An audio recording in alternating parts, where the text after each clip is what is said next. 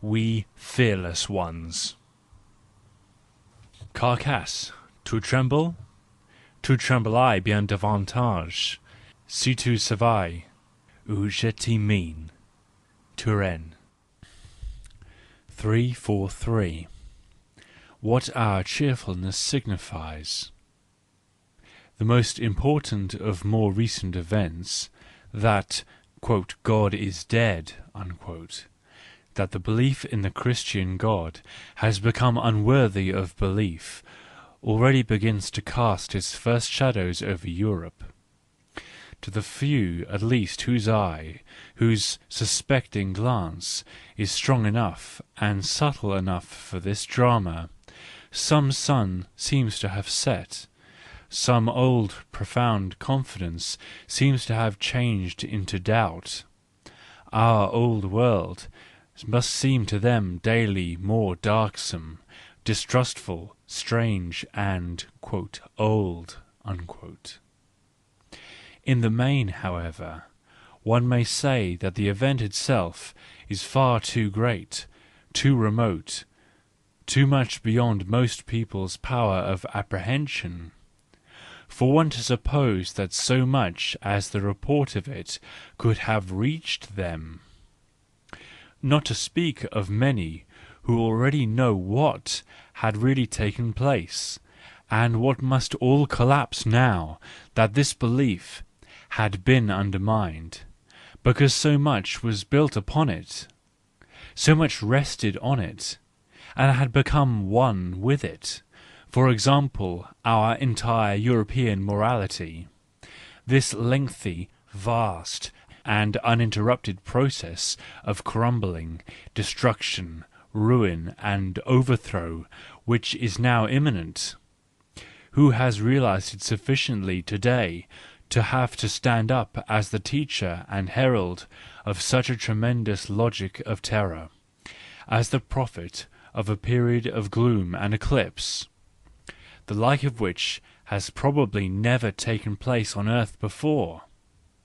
Even we, the born riddle readers, who wait as it were on mountains posed twixt today and tomorrow, and engirt by their contradiction, we, the firstlings and premature children of the coming century, into whose sight especially the shadows which must forthwith envelop Europe should already have come, how is it that even we, without genuine sympathy for this period of gloom, contemplate its advent without any personal solicitude or fear? Are we still, perhaps, too much under the immediate effects of the event? And are these effects, especially as regards ourselves, perhaps the reverse of what was to be expected? Not at all sad and depressing, but rather like a new and indescribable variety of light, happiness, relief, enlivenment, encouragement, and dawning day? In fact, we philosophers and "free spirits" feel ourselves irradiated as by a new dawn by the report that the "old God is dead." Our hearts overflow with gratitude, astonishment, presentiment, and expectation. At last the horizon seems open once more, granting even that it is not bright. Our ships can at last put out to sea in the face of every danger, every hazard is again permitted to the discerner. The sea, our sea, again lies open before us. Perhaps never did such a "open sea" exist. 344. To what extent even we are still pious. It is said with good reason that convictions have no civic rights in the domain of science. It is only when a conviction voluntarily condescends to the modesty of a hypothesis, a preliminary standpoint for experiment, or a regulative fiction, that its access to the realm of knowledge, and a certain value therein, can be conceded, always, however, with the restriction that it must remain under police supervision, under the police of our distrust.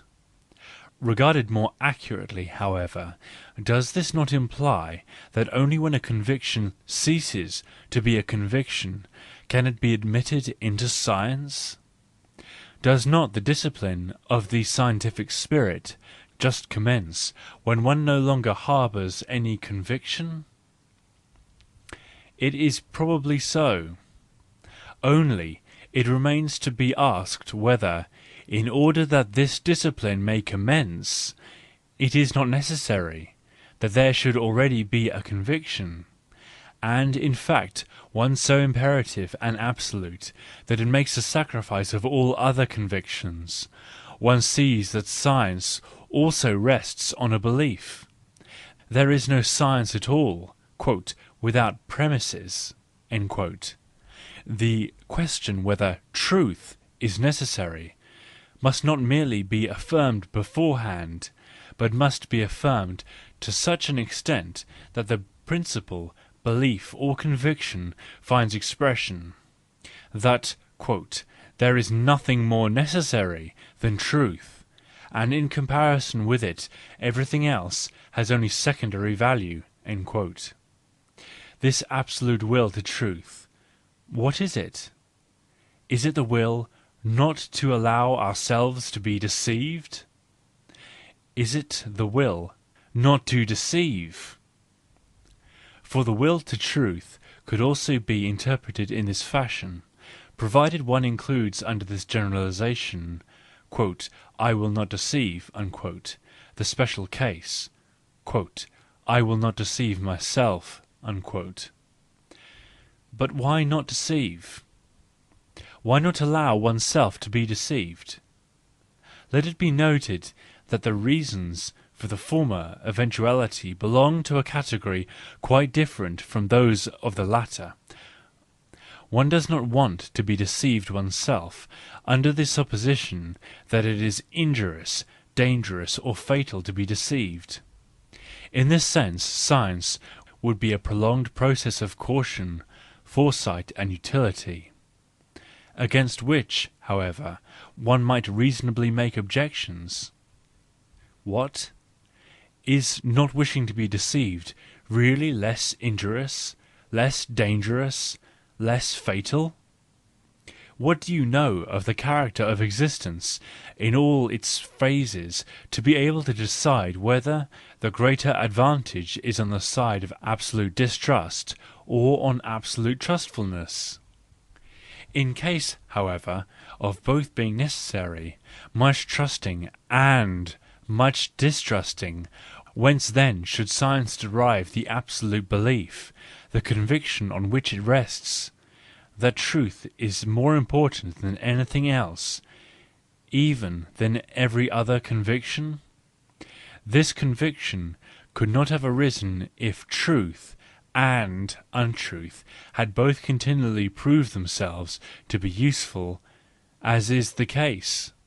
Thus, the belief in science, which now undeniably exists, cannot have had its origin in such a utilitarian calculation, but rather in spite of the fact of the inutility and dangerousness of the "will to truth," of "truth at all costs," being continually demonstrated. "At all costs." Alas, we understand that sufficiently well, after having sacrificed and slaughtered one belief after another at this altar. Consequently, "will to truth" does not imply, "I will not allow myself to be deceived," but there is no other alternative, "I will not deceive, not even myself," and thus we have reached the realm of morality. For let one just ask oneself fairly, "Why wilt thou not deceive?" especially if it should seem, as it does seem, as if life were laid out with a view to appearance, I mean, with a view to error, deceit, dissimulation, delusion, self-delusion. And when, on the other hand, it is a matter of fact that the great type of life has always manifested itself on the side of the most unscrupulous polytropy, such an intention might perhaps, to express it mildly, be a piece of quixotism, a little enthusiastic craziness. It might also, however, be something worse, namely, a destructive principle, hostile to life, "will to truth," that might be a concealed will to death. Thus the question, why is there science, leads back to the moral problem. What in general is the purpose of morality? If life, nature and history are "non-moral," there is no doubt that the conscientious man, in the daring and extreme sense in which he presupposes by the belief in science, affirms thereby a world other than that of life, nature and history, and in so far as he affirms this "other world," what? Must he not just thereby deny its counterpart, this world, our world? But what I have in view will now be understood, namely, that it is always a metaphysical belief on which our belief in science rests, and that even we knowing ones of today, the godless and anti-metaphysical, still take our fire from the conflagration kindled by a belief a millennia old, the Christian belief, which was also the belief of Plato, that God is truth, the truth is divine. But what if this itself always becomes more untrustworthy? What if nothing any longer proves itself divine, except it be error, blindness, and falsehood? What if God himself turns out to be our most persistent lie? 345. Morality as a problem. A defect in personality revenges itself everywhere. An enfeebled, lank, obliterating, self-disavowing and disowning personality is no longer fit for anything good. It is least of all fit for philosophy. "Selflessness," has no value either in heaven or on earth. The great problems all demand great love, and it is only the strong, well-rounded, secure spirits, those who have a solid basis, that are qualified for them. It makes the most material difference whether a thinker stands personally related to his problems, having a fate, his need, and even his highest happiness therein, or merely impersonally, that is to say, if he can only feel and grasp them with the tentacles of cold, prying thought. In the latter case, I warrant that nothing comes of it. For the great problems, granting that they let themselves be grasped at all, do not let themselves be held by toads and weaklings. That has ever been their taste, a taste also which they share with all high-spirited women. How is it that I have not yet met with anyone, not even in books, who seems to have stood to morality in this position, as one who knew morality as a problem, and this problem as his own personal need, affliction, pleasure and passion? It is obvious that up to the present morality has not been a problem at all. It has rather been the very ground on which people have met.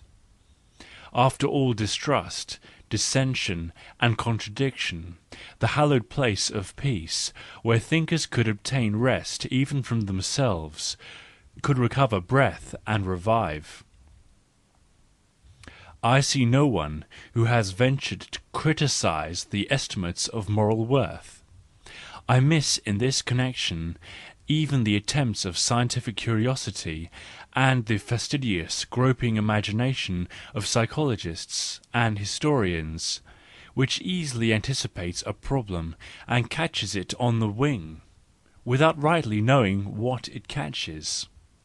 With difficulty I have discovered some scanty data for the purpose of furnishing a history of origin of these feelings and estimates of values, which is something different from the criticism of them, and also something different from a history of ethical systems. In an individual case, I have done everything to encourage the inclination and talent for this kind of history, in vain, as it would seem to me at present.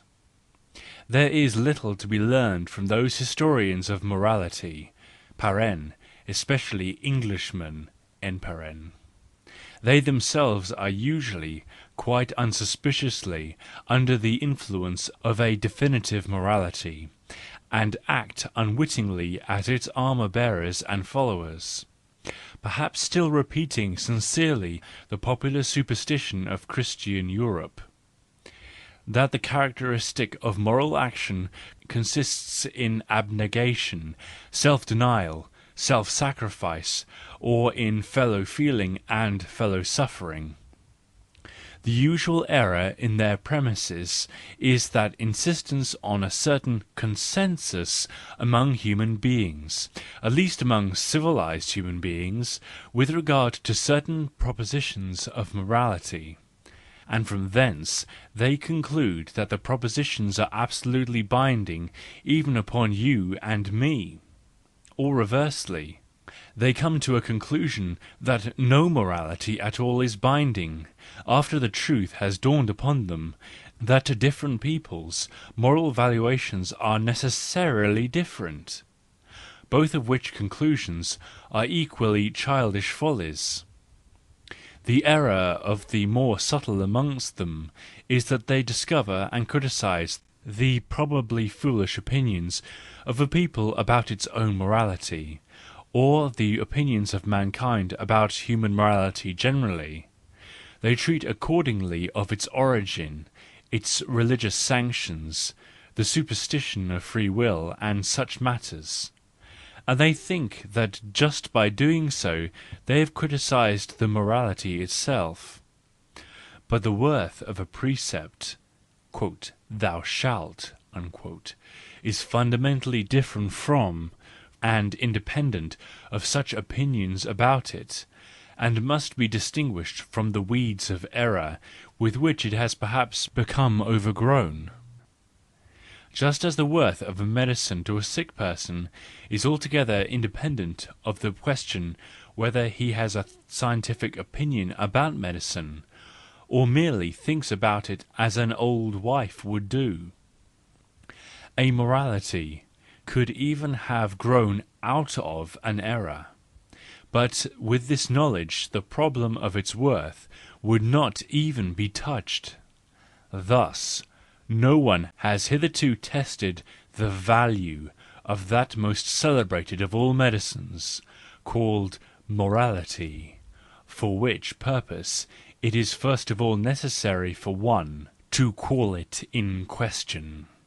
Well, that is just our work. 346. Our note of interrogation. But you don't understand it. As a matter of fact, an effort will be necessary in order to understand us. We seek for words, we seek perhaps also for ears. Who are we after all? If we want simply to call ourselves in older phraseologies atheists, unbelievers, or even immoralists, we should still be far from thinking ourselves designated thereby.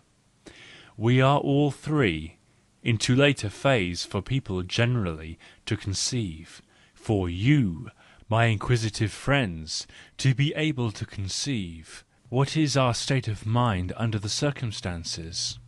No, we have no longer the bitterness and passion of him who has broken loose, who has to make himself a belief, a goal, and even a martyrdom out of his unbelief. We have become saturated with the conviction, and have grown cold and hard by it, that things are not at all divinely ordered in this world, nor even according to human standards do they go on rationally, mercifully, or justly. We know the fact that the world in which we live is ungodly, immoral, and inhuman. We have far too long interpreted it to ourselves falsely and mendaciously, according to the wish and will of our veneration. That is to say, according to our need. For man is a venerating animal, but he is also a distrustful animal, and that the world is not worth what we have believed it to be worth is about the surest thing our distrust has at last managed to grasp.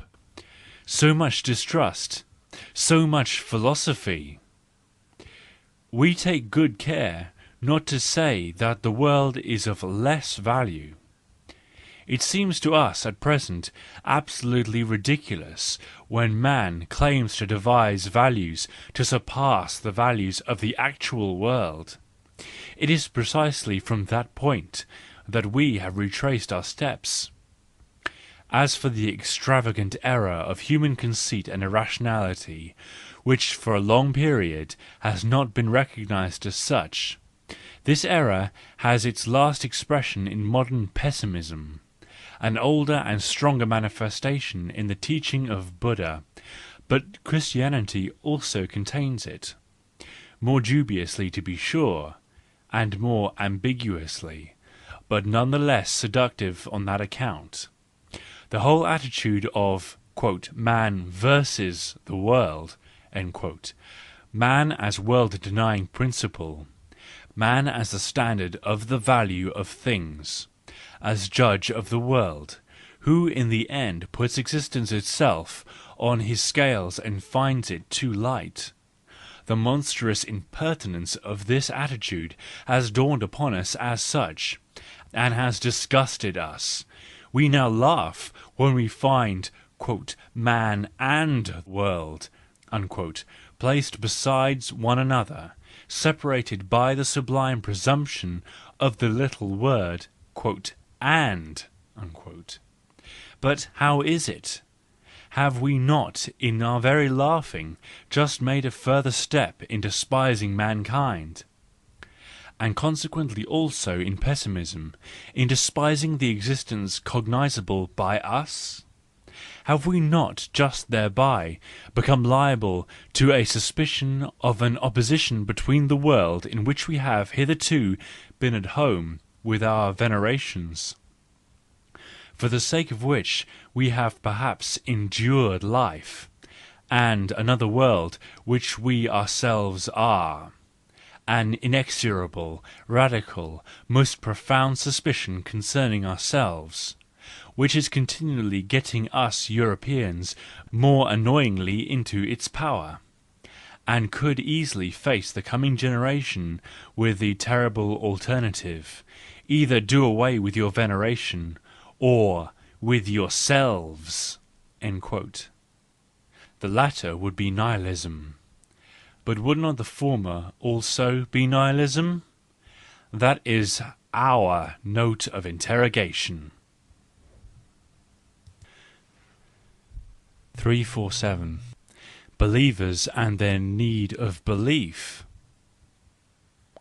How much faith a person requires in order to flourish, how much "fixed opinion" he requires which he does not wish to be shaken, because he holds himself thereby, is a measure of his power, or more plainly speaking, of his weakness.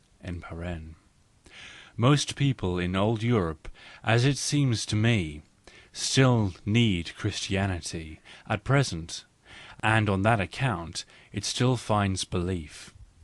For such is man.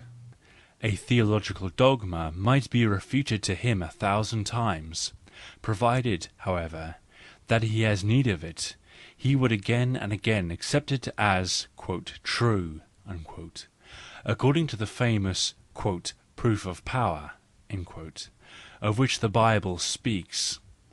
Some have still need of metaphysics, but also the impatient longing for certainty, which at present discharges itself in scientific, positivist fashion among large numbers of the people, the longing by all means to get at something stable.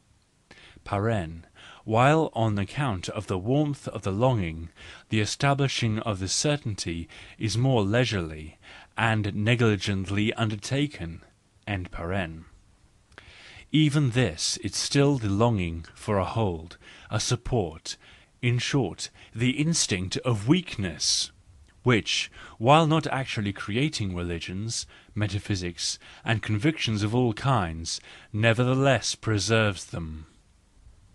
In fact, around all these positivist systems there fume the vapours of a certain pessimistic gloom, something of weariness, fatalism, disillusionment and fear of new disillusionment, or else manifest animosity, ill humour, anarchic exasperation, and whatever there is of symptom or masquerade of the feeling of weakness.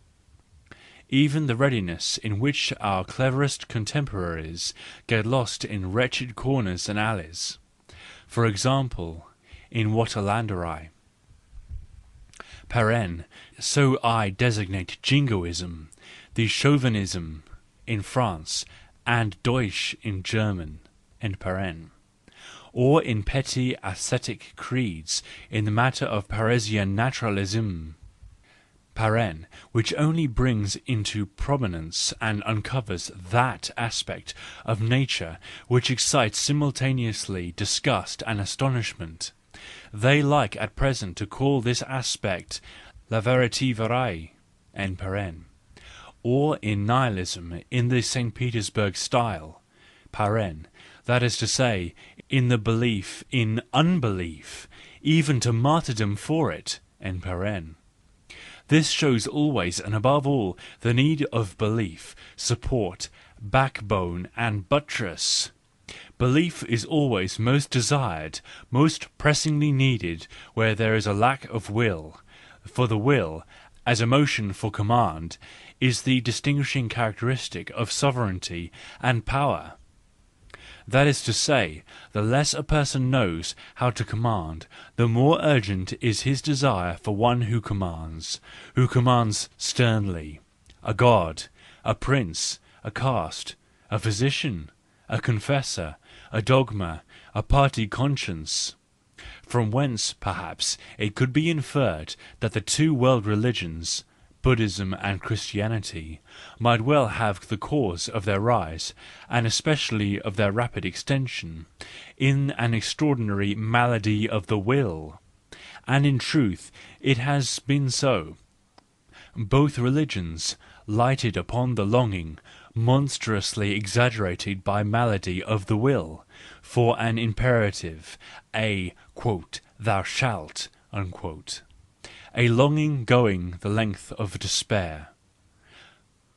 Both religions were teachers of fanaticism in times of slackness of will-power, and thereby offering to innumerable persons a support, a new possibility of exercising will, an enjoyment in willing.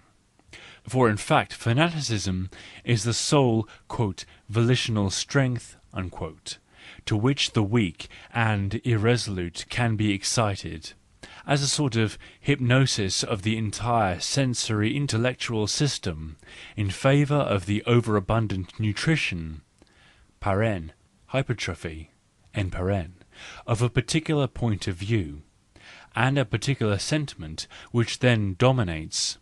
The Christian calls it his faith.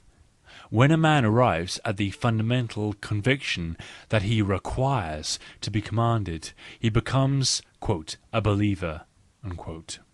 Reversely, one could imagine a delight and a power of self-determining, and a freedom of will whereby a spirit could bid farewell to every belief, to every wish for certainty, accustomed as it would be to support itself on slender cords and possibilities, and to dance even on the verge of abysses.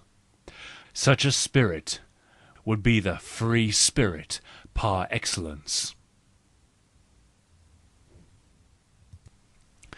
348. The origin of the learned. The learned man in Europe grows out of all the different ranks and social conditions, like a plant requiring no specific soil.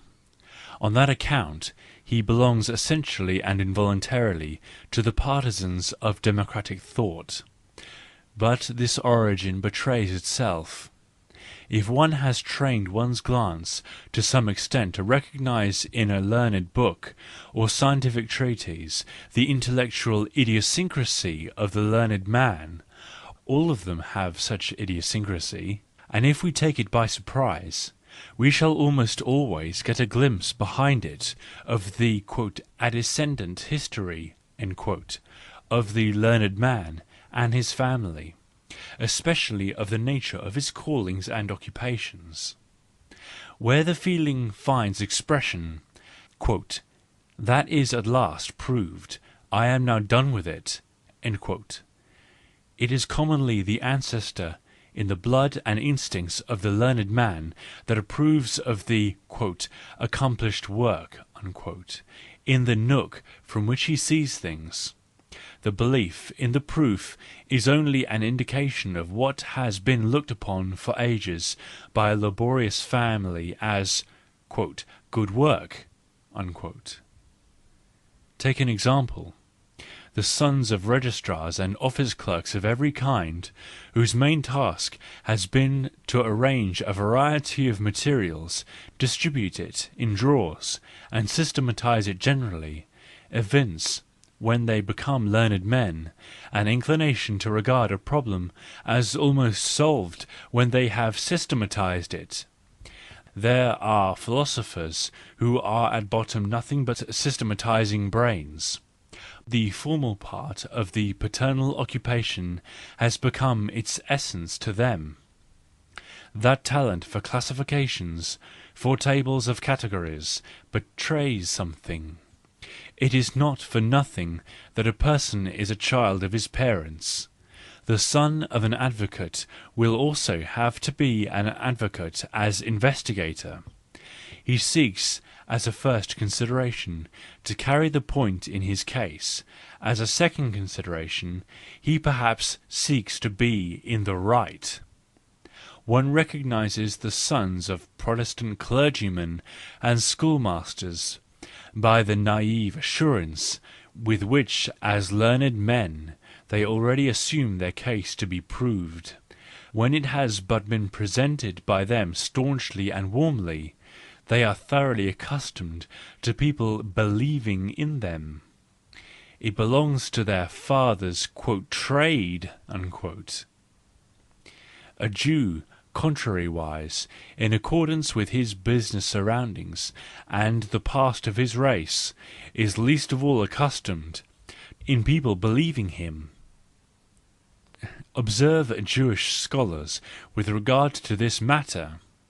They all lay great stress on logic, that is to say, on compelling assent by means of reasons. They know that they must conquer thereby, even when race and class antipathy is against them, even when people are unwilling to believe them. For, in fact, nothing is more democratic than logic. It knows no respect for persons, and takes even the crooked nose as straight. In passing, we may remark that in respect to logical thinking, in respect to cleaner intellectual habits, Europe is not a little indebted to the Jews, above all the Germans, as being a lamentably dereasonable race, who, even at the present day, must always have their "heads washed" in the first place. Translator's footnote. In German, the expression Kopf zu waschen, besides the literal sense, also means to give a person a sound drubbing. End footnote. Wherever the Jews have attained to influence, they have taught to analyse more subtly, to argue more acutely, to write more clearly and purely. It has always been their problem to bring people to raison. End paren. 349. The origin of the learned once more. To seek self-preservation merely as the expression of a state of distress, or of limitation of the true fundamental instinct of life, which aims at the extension of power, and with this in view often enough calls into question self-preservation and sacrifices it. It should be taken as symptomatic when individual philosophers, as for example the consumptive Spinoza, have seen and have been obliged to see the principal feature of life precisely in the so-called self-preservative instinct.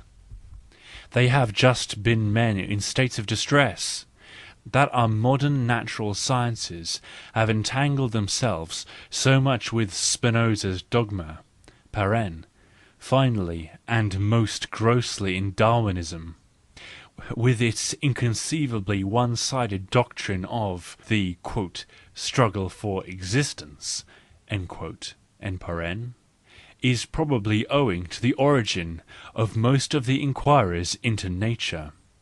They belong in this respect to the people, their forefathers have been poor and humble persons. They knew too well by immediate experience the difficulty of making a living. Over the whole of English Darwinism there hovers something of the suffocating air of overcrowded England, something of the odour of humble people in need and in straits. But as investigator of nature, a person ought to emerge from his paltry human nook, and in nature the state of distress does not prevail, but superfluity, even prodigality to the extent of folly. The struggle for existence is only an exception, a temporary restriction of the will to live.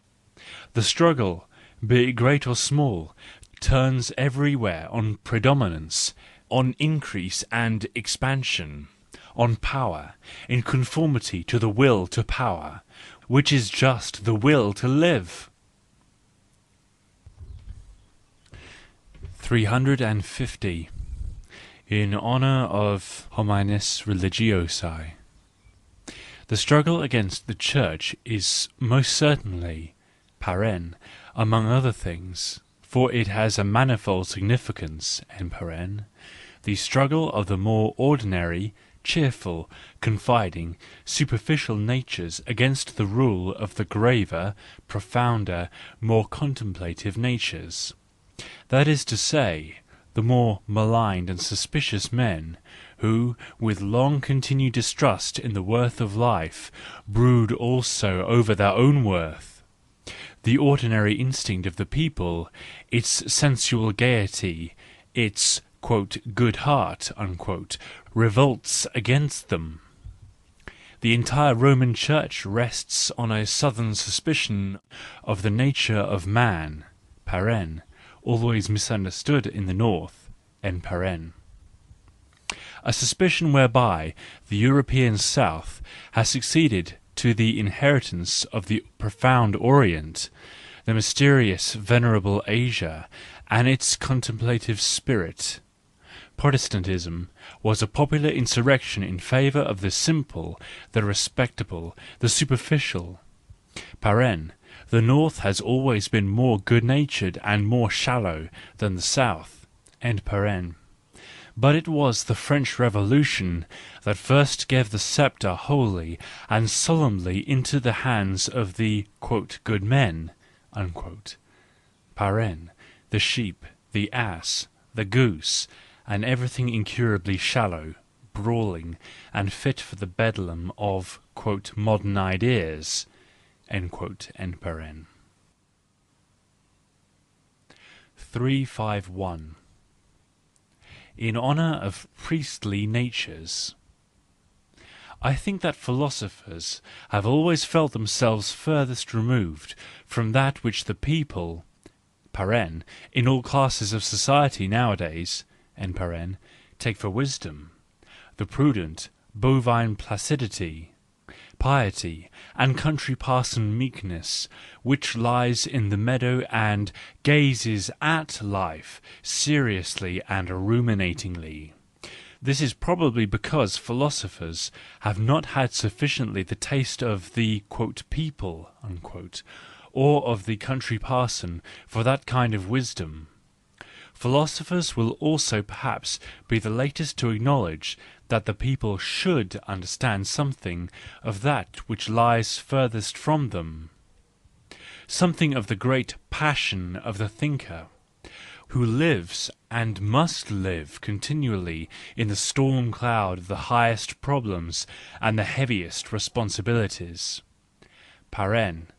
(consequently not gazing at all, to say nothing of doing so indifferently, securely, objectively). The people venerate an entirely different type of man, when on their part they form the ideal of a "sage," and they are 1,000 times justified in rendering homage with the highest eulogies and honours to precisely that type of man, namely, the gentle, serious, simple, chaste, priestly natures and those related to them. It is to them that the praise falls due in the popular veneration of wisdom. And to whom should the people ever have more reason to be grateful than these men who pertain to its class and rise from its ranks, but are persons consecrated, chosen, and sacrificed for its good? They themselves believe themselves sacrificed to God, before whom the people can pour forth its heart with impunity, by whom it can get rid of its secrets, cares, and worse things.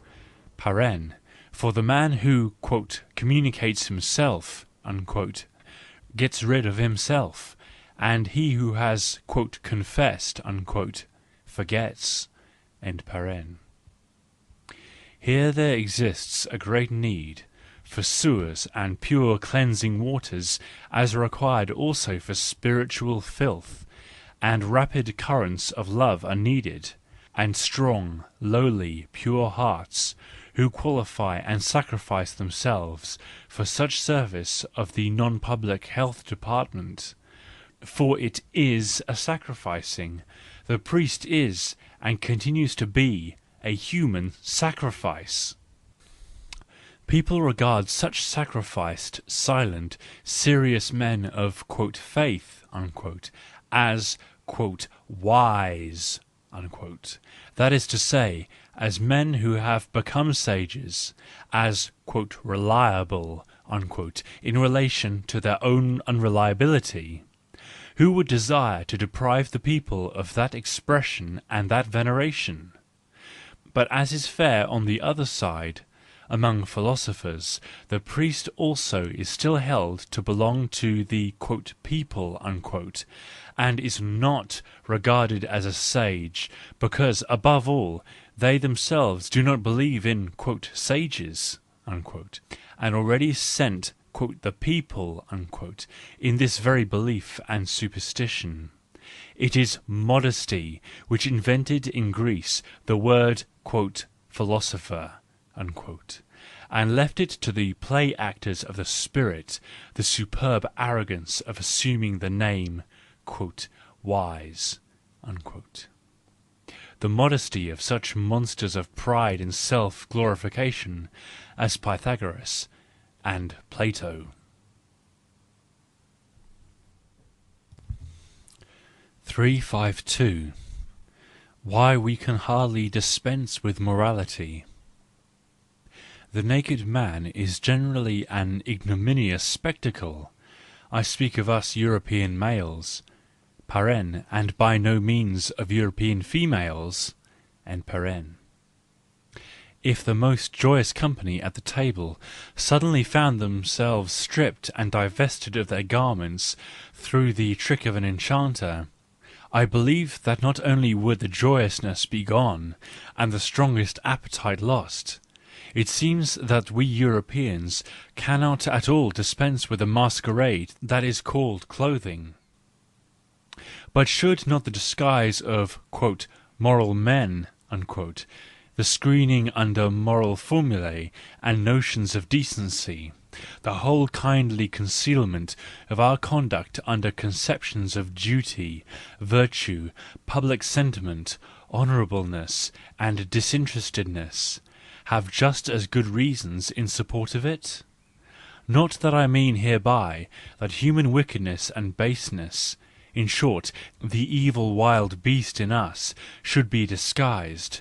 On the contrary, my idea is that it is precisely as tame animals that we are an ignominious spectacle and require moral disguising, that the "inner man" in Europe is far from having enough of intrinsic evil to let himself be seen with it, to be beautiful with it. The European disguises himself in morality because he has become a sickly, crippled animal who has good reasons for being "tame," because he is almost an abortion, an imperfect, weak, clumsy thing. It is not the fierceness of the beast of prey that finds moral disguising necessary, but the gregarious animal, with its profound mediocrity, anxiety, and ennui. Morality dresses up the European, let us acknowledge it, in the more distinguished, more important, more conspicuous guise, in "divine" guise.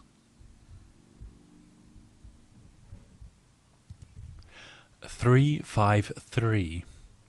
The origin of religions. The real inventions of founders of religions are, on one hand, to establish a definite mode of life and everyday custom, which operates as disciplina voluntatis, and at the same time does away with ennui, and on the other hand, to give to that very mode of life an interpretation, by virtue of which it appears illumined with the highest value, so that it henceforth becomes a good with which people struggle and under certain circumstances lay down their lives. In truth, the second of these inventions is more essential. The first, the mode of life, has usually been there already, side by side, however, with other modes of life, and still unconscious of the value which it embodies. The import, the originality of the founder of a religion discloses itself usually in the fact that he sees the mode of life, selects it, and divines for the first time the purpose for which it can be used, and how it can be interpreted. Jesus or Paul, for example, found around him the life of the common people in the Roman province, a modest, virtuous, oppressed life. He interpreted it, he put the highest significance and value into it, and thereby the courage to despise every other mode of life. The calm fanaticism of the Moravians, the secret, subterranean self-confidence which goes on increasing, and is at last ready to overcome the world, that is to say, Rome, and the upper classes throughout the empire, Buddha, in like manner, found the same type of man. He found it, in fact, dispersed among all the classes and social ranks of the people, who were good and kind (and above all inoffensive), owing to indolence, and who likewise, owing to indolence, lived abstemiously, almost without requirements. He understood that such a type of man, with all its vis inertiae, had inevitably to guide on to a belief which promised to avoid the return of earthly ill (that is to say, labour and activity generally). This "understanding" was his genius. The founder of a religion possesses psychological infallibility in the knowledge of a definitive, average type of souls, who have not yet recognised themselves as kin. It is he who brings them together. The founding of a religion, therefore, always becomes a long ceremony of recognition. 354. The "genius of the species." The problem of consciousness (or more correctly, of becoming conscious of oneself) meets us only when we begin to perceive in what measure we could dispense with it. And it is at the beginning of this perception that we are now placed by physiology and zoology (which have thus required 2 centuries to overtake the hint thrown out in advance by Leibniz). For we could in fact think, feel, will, and recollect, we could likewise "act" in every sense of the term, and nevertheless nothing of all would require to "come into consciousness" as one says metaphorically. The whole of life would be possible without its seeing itself as it were in a mirror, as in fact even at present the far greater part of our life still goes on without this mirroring, and even our thinking, feeling, volitional life as well, however painful the statement may sound to an older philosopher. What, then, is the purpose of consciousness generally, when it is in the main superfluous? Now it seems to me, if you will hear my answer, and its perhaps extravagant supposition, that the subtlety and strength of consciousness are always in proportion to the capacity for communication of a man or an animal, the capacity for communication in its turn being in proportion to the necessity for communication. The latter not to be understood as if precisely the individual himself, who is a master in the art of communicating and making known his necessity, would at the same time have to be the most dependent upon others for his necessities. It seems to me, however, to be so in relation to whole races and successions of generations, where necessity and need have long compelled men to communicate with their fellows and understand one another rapidly and subtly. A surplus of the power and art of communication is at last acquired, as if it were a fortune which had gradually accumulated, and now waited for an heir to squander it prodigally. The so-called artists are these heirs, in like manner the orators, preachers and authors, all of them men who come at the end of a long succession, "late born," always, in the best sense of the word, and as we have said, squanderers by their very nature. Granted that this observation is correct, I may proceed further to the conjecture that consciousness generally has only been developed under the pressure of the necessity for communication, that from the first it has been necessary and useful only between man and man, especially between those commanding and those obeying, and has only developed in proportion to its utility. Consciousness is properly only a connecting network between man and man. It is only as such that it has had to develop. The recluse and wild beast species of men would not have needed it.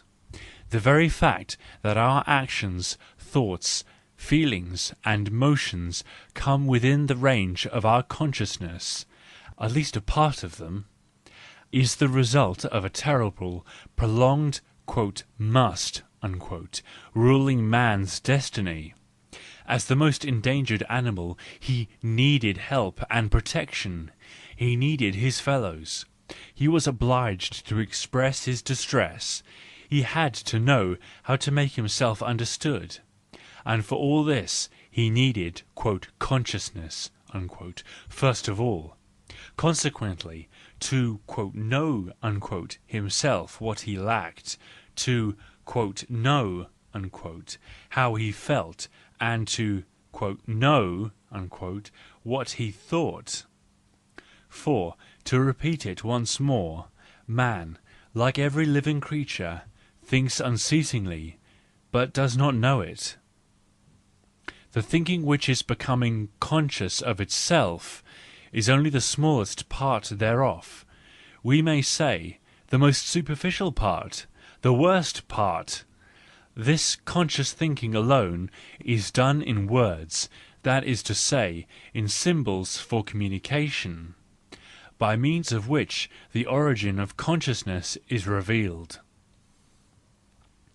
In short, the development of speech and the development of consciousness not of reason, but of reason becoming self-conscious go hand in hand. Let it be further accepted that it is not only speech that serves as a bridge between man and man, but also looks, the pressure and the gestures, our becoming conscious of our sense impressions, our power of being able to fix them, and as it were to locate them outside ourselves, has increased in proportion as the necessity has increased for communicating them to others by means of signs. The sign-inventing man is at the same time the man who is always more acutely self-conscious. It is only as a social animal that man has learnt to become conscious of himself. He is doing so still, and doing more and more. As is obvious, my idea is that consciousness does not properly belong to the individual existence of man, but rather to the social and gregarious nature in him. That, as follows therefrom, it is only in relation to communal and gregarious utility that it is finally developed, and that consequently each of us, in spite of the best intention of understanding himself as individually as possible, and of "knowing himself," will always just call into consciousness the non-individual in him, namely his "averageness," that our thought itself is continuously, as it were, outvoted by the character of consciousness, by the imperious "genius of the species" therein, and is translated back into the perspective of the herd. Fundamentally, our actions are in an incomparable manner altogether personal, unique, and absolutely individual, there is no doubt about it. But as soon as we translate them into consciousness, they do not appear so any longer. This is proper phenomenalism and perspectivism, as I understand it. The nature of animal consciousness involves the notion that the world of which we can become conscious is only a superficial, symbolic world, a generalised and vulgarised world, that everything which becomes conscious becomes just thereby shallow, meagre, relatively stupid, as generalisation, a symbol, a characteristic of the herd. That with the evolving of consciousness there is always combined a great radical perversion, falsification, superficialisation and generalisation. Finally, the growing consciousness is a danger, and whoever lives among the most conscious Europeans knows even that it is a disease. As may be conjectured, it is not the antithesis of subject and object with which I am here concerned. I leave that distinction to the epistemologists, who have remained entangled in the toils of grammar (popular metaphysics). It is still less the antithesis of "thing in itself" and phenomenon, for we do not "know" enough to be entitled to make such a distinction. Indeed, we have not any organ at all for knowing or for "truth." We "know" or believe or fancy just as much as may be of use in the interest of the human herd, the species, and even what is here called "usefulness" is ultimately only a belief, a fancy, and perhaps precisely the most fatal stupidity by which we shall one day be ruined. 355. The origin of our conception of "knowledge." I take this explanation from the street. I heard one of the people saying that "he knew me." So I asked myself, what do people really understand by knowledge? What do they want when they seek "knowledge"? Nothing more than that what is strange is traced back to something known. And we philosophers, have we really understood anything more by knowledge? The known, that is to say, what we are accustomed to, so that we no longer marvel at it, the commonplace, any kind of rule to which we are habituated, all and everything in which we know ourselves to be at home. What? Is our need of knowing not just this need of the known? The will to discover in everything strange, unusual or questionable, something which no longer disquiets us? Is it not possible that it should be the instinct of fear which enjoins us to know? Is it not possible that the rejoicing of the discerner should be his rejoicing in that he regained the feeling of security? One philosopher imagined the world "known" when he had traced it back to the "idea." Alas, was it not because the idea was so known, so familiar to him? Because he had so much less fear of the "idea"? Oh, this moderation of the discerners! Let us but look at their principles and at their solutions of the riddle of the world in this connection.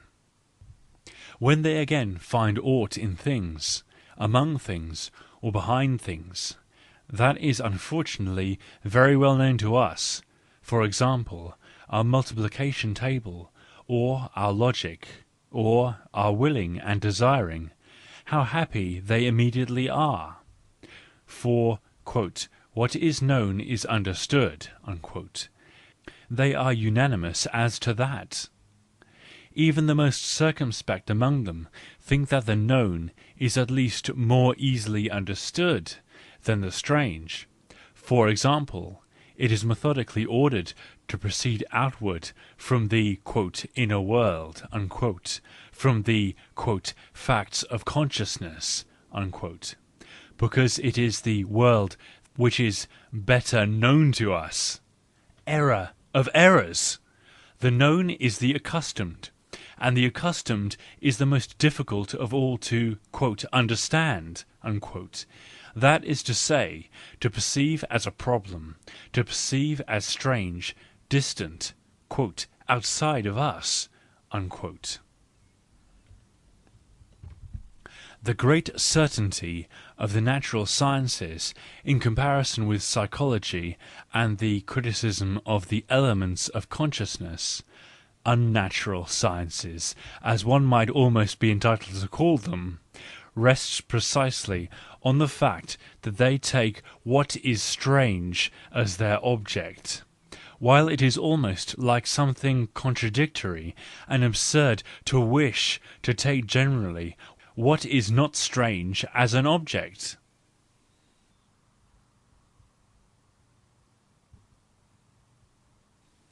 End of Book Fifth. We Fearless Ones, Part 1.